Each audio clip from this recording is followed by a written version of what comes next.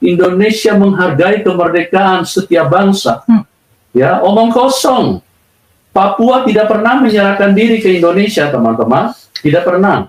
Ya, Papua dari dulu memperjuangkan kemerdekaan.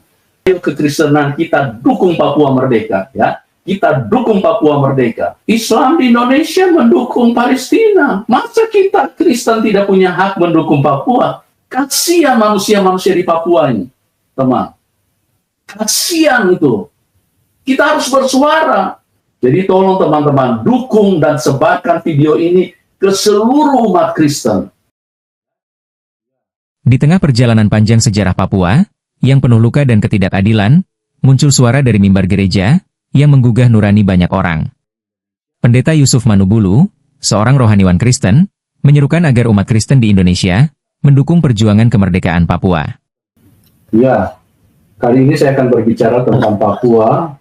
Jadi kita perlu bersuara teman-teman, supaya ini menjadi bukti bahwa pemerintah Indonesia tidak adil. Ya, saya akan menyuarakan ya terhadap kemerdekaan Papua, ya teman-teman, karena saya sudah ketemu dengan tokoh-tokoh Papua yang sekarang ini lagi berjuang dan sudah hampir final, teman-teman. Ya, ini satu kabar gembira, sudah hampir final bahwa Papua sudah akan lepas. Ya, jadi tolong teman-teman kasih feedback di kolom komentar.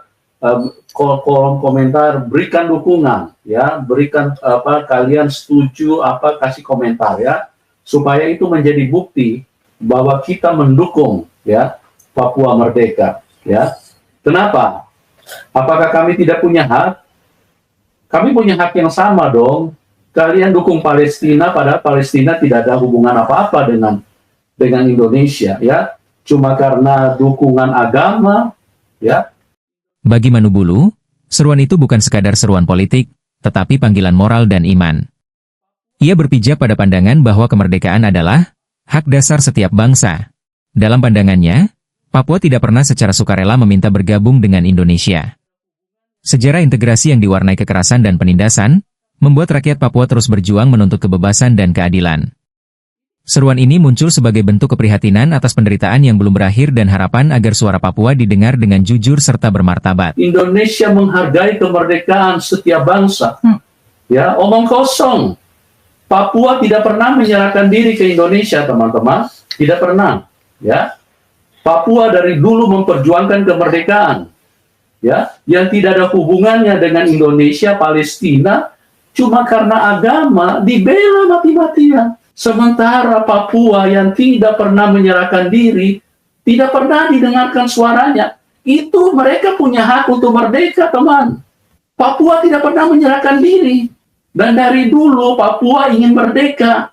Ya, di mana Indonesia? Jangan cuma membuat standar ganda, jangan cuma menginginkan kemerdekaannya Palestina, tapi Papua yang berdekatan, yang ada di wilayah Indonesia sekarang dipaksa masuk di Indonesia.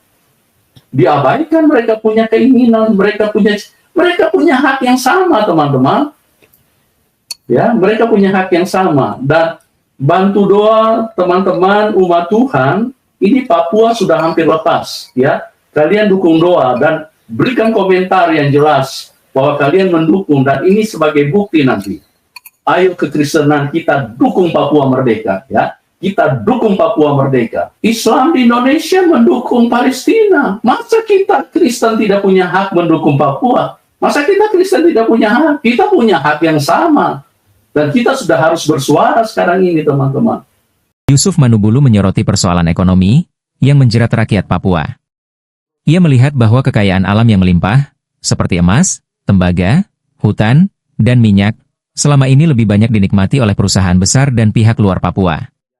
Sementara masyarakat asli hidup dalam kemiskinan, ketergantungan, dan ketidakberdayaan di tanah mereka sendiri. Bagi Manubulu, ketimpangan itu adalah bentuk ketidakadilan struktural yang nyata. Papua menjadi ladang eksploitasi ekonomi yang menguntungkan banyak pihak, tetapi tidak menghadirkan kesejahteraan bagi rakyatnya. Nangis saudara kita lihat ini, nangis. Pemerintah cuma gayaan, mikirin Palestina, kirim 10.000 ton beras. Tapi rakyat Papua habis harta kekayaan mereka. Tapi mereka miskin. Apa kalian tidak nangis ini, teman? Ya. Yang Arab sana, padahal itu cuma ulah teroris itu. Tapi Indonesia terus karena urusan agama kirim beras sampai 10.000 ton.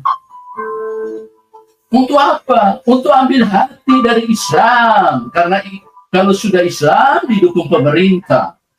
Ya, supaya apa? Pemerintah kalau memperhatikan Palestina, maka rakyat akan terus memilih. Tidak bisa, teman. Bagaimana begitu melaratnya rakyat Papua.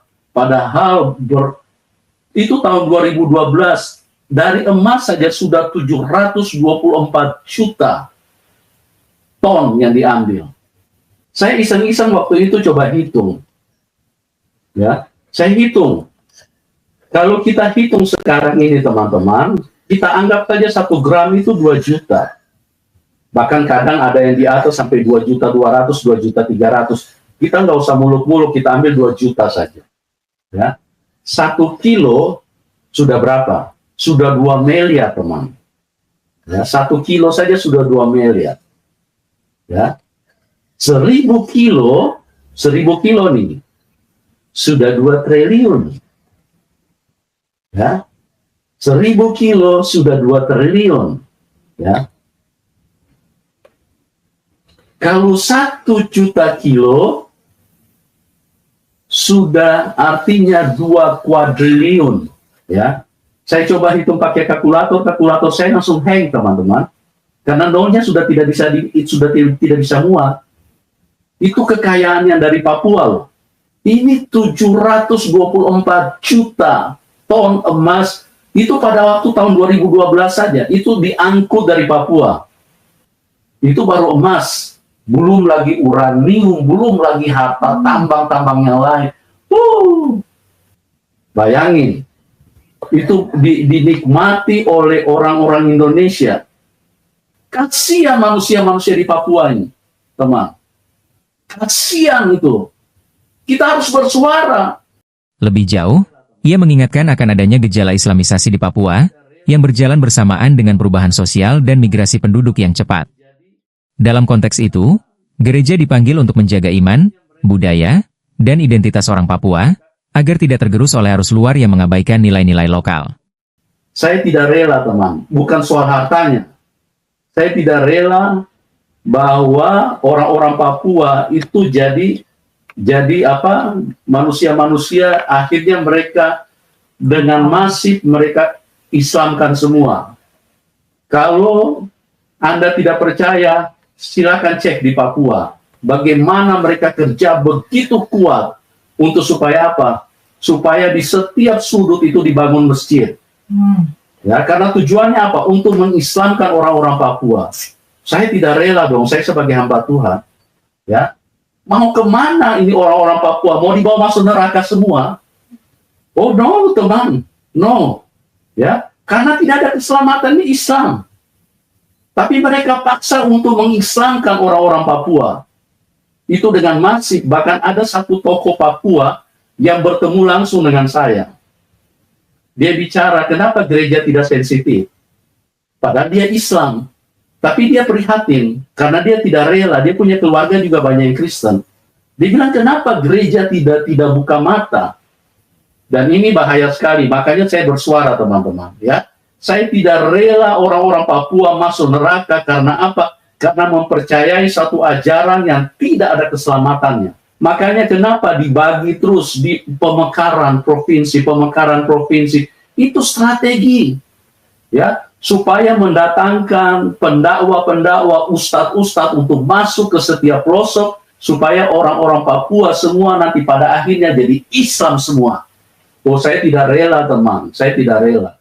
Ya, sebetulnya bukan emasnya itu yang menjadi, tapi saya cuma ingin buka mata pejabat Indonesia, karena mereka ini tidak ada keadilan, tidak ada perhatian sama sekali. Suara Pendeta Yusuf Manubulu menjadi pengingat bahwa gereja dan umat beriman tidak boleh diam di tengah penderitaan.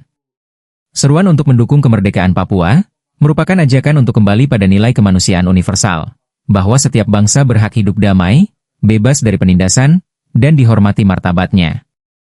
Dalam gemuruh perdebatan politik tentang Papua, suara dari pendeta ini menembus batas ideologi dan agama.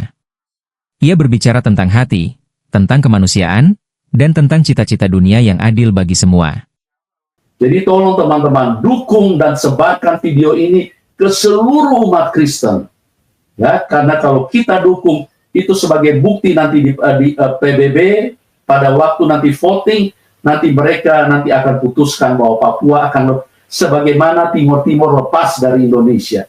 Ya. Jadi begitu teman-teman ya. Saya akan putarkan dulu satu peristiwa yang cukup memalukan dan cukup menghina rakyat Papua dan lambang Papua ya. Saya putarkan dulu videonya teman-teman.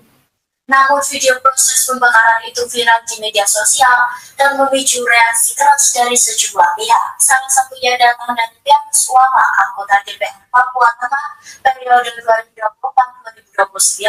Putra asli kampung Hoyang Distrik Kuakinarama, Kabupaten Mimika, Papua Tengah itu menilai tindakan tersebut melecehkan budaya dan mahkota yang dibuat dari burung cendrawasih, dari bulu cendrawasih itu dibakar. Itu lambang dari Papua, orang-orang Papua.